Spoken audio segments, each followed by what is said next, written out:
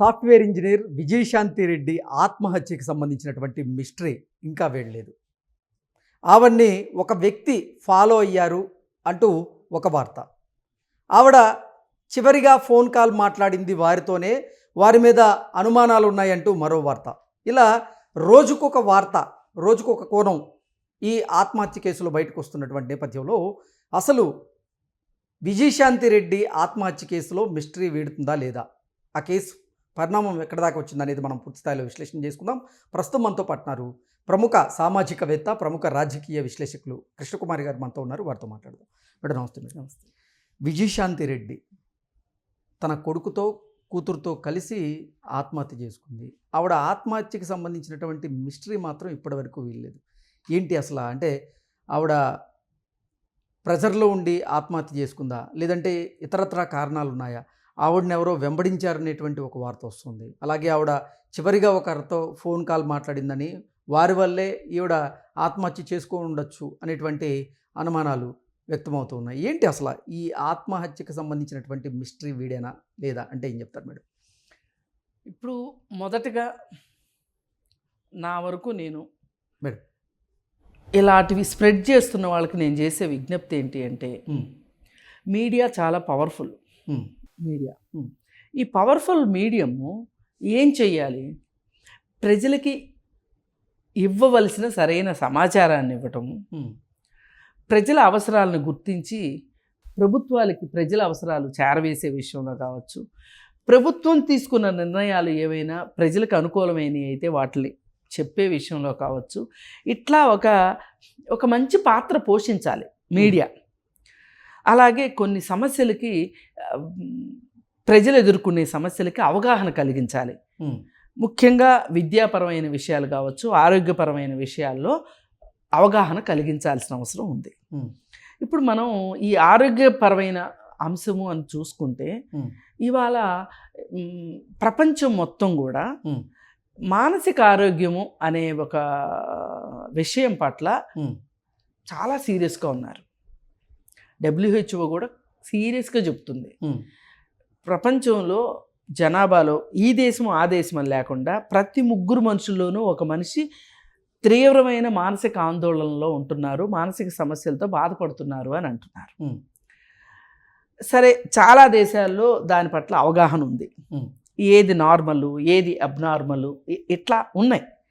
ఇక్కడ మన దేశంకి వచ్చేసరికి ఏంటంటే, ఈ రోజుకి మానసిక అనారోగ్యాన్ని అదేదో ఒక పిచ్చిలాగానో, లేకపోతే చేతబడిగానో, లేకపోతే ఇంకోటిగా చూస్తూ ఉంటారు.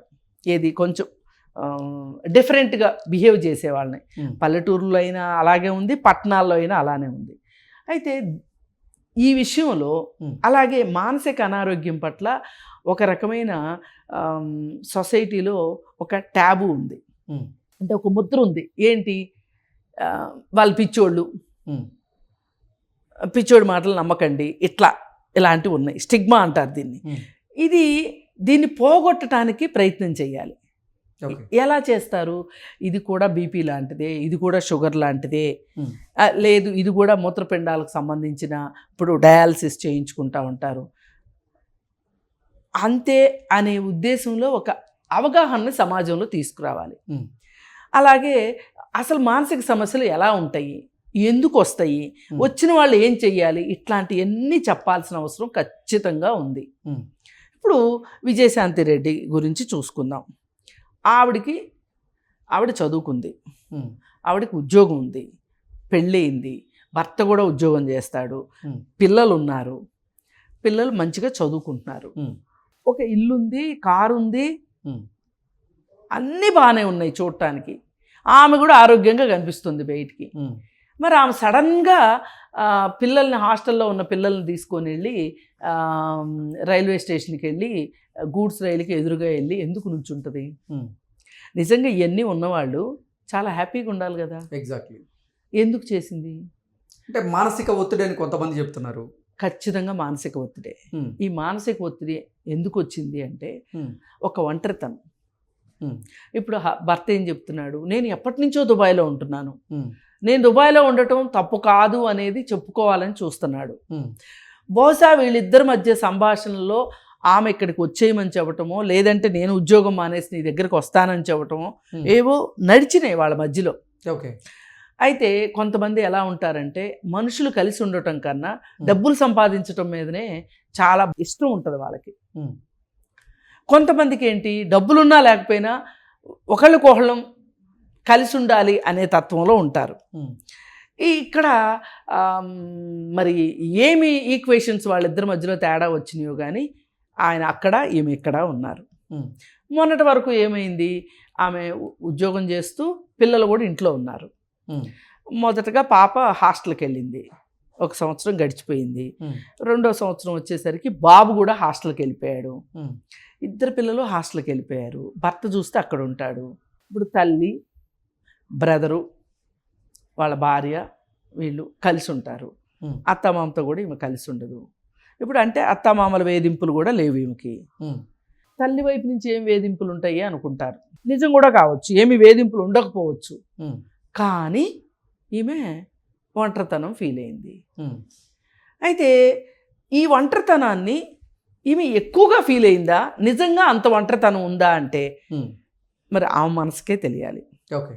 ఒంటరితనంగా ఉండే అవకాశాన్ని కూడా దాన్ని ఏకాంతంగా మార్చుకుని ఏకాంతంలో మనిషి ఎంత సంతోషంగా ఉండొచ్చు అనేది కానీ ప్రాక్టీస్ చేసి ఉన్నట్లయితే కనుక ఈవిడ ఇలాగ జరిగి ఉండేది కాదు.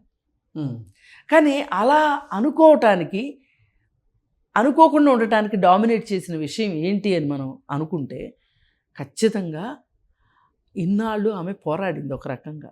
భర్త ఇక్కడ లేడు, డబ్బులైతే పంపిస్తున్నాడు. ఎవరో ఒక మెసేజ్ కూడా పెట్టారు సోషల్ మీడియాలో, భర్త జీతం కూడా ఆవిడ అకౌంట్లోకి వస్తుందంట, అద్దెలు వస్తాయంట, ఈమెకు 1,50,000 జీతం అంట, అయినా ఇంకా ఏంటి అని.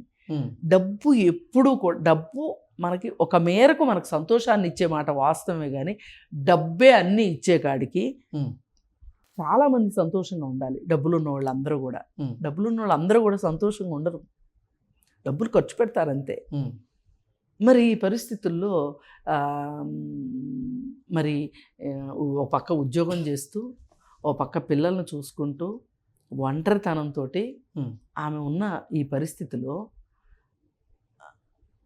ఆమె ఆ ఉన్న పరిస్థితిని ఇంకొంచెం ఎక్కువగా ఊహించుకుందా, నాకే ఈ కష్టం ఏంటి భర్త దగ్గర. సరే, మానసిక ఒత్తిడితో ఆవిడ మాత్రమే చనిపోవచ్చు, కానీ తన కొడుకుని కూతురిని కూడా తనతో పాటు తీసుకువెళ్ళి ఆత్మహత్యలో భాగం చేసింది అంటే ఇక్కడ ఏముంటుందంటే, ఈ మధ్యకాలంలో ఎలాంటి ఆత్మహత్యలు ఎక్కువ జరుగుతున్నాయి. పిల్లల్ని చంపి వాళ్ళు చచ్చిపోయాయి. ఇదివరకు భర్త కోపం వస్తే భర్తే చచ్చిపోయేవాడు, భార్య కోపం వస్తే భార్య చనిపోయేది. ఏమన్నా కుటుంబ కలహాలు ఉన్నా పిల్లలు జోలికి వచ్చేవాళ్ళు కాదు. ఈ మధ్య రీసెంట్ టైమ్స్లో జరుగుతుంది పిల్లల్ని చంపి వీళ్ళు చచ్చిపోవటం. ఏంటి అంటే వీళ్ళకి నా జీవితమే ఇలా ఉంది, ఇంకా నా పిల్లల జీవితం ఎలా ఉంటుందో. వీళ్ళకి ఏంటంటే ఏదైతే ఒక భావన వస్తుందో, ఒక ఆలోచన వస్తుందో, పదే పదే పదే పదే అదే ఆలోచన వచ్చి వాళ్ళు సతమతం అయిపోతూ ఉంటారు. వాళ్ళ కష్టాలని వాళ్ళు ఎక్కువగా అనుకోవడం ఉంటుంది, ఉంటాయి, ఇంకా ఊహించుకోవటం కూడా ఎక్కువ ఉంటుంది. ఇప్పుడు నాకే భరోసా లేదు నా జీవితానికి, ఇంత వయసు వచ్చిన నాకే భరోసా లేదు, నా ముక్కు పచ్చలారిన పిల్లలకు భరోసా ఎలా ఉంటుంది?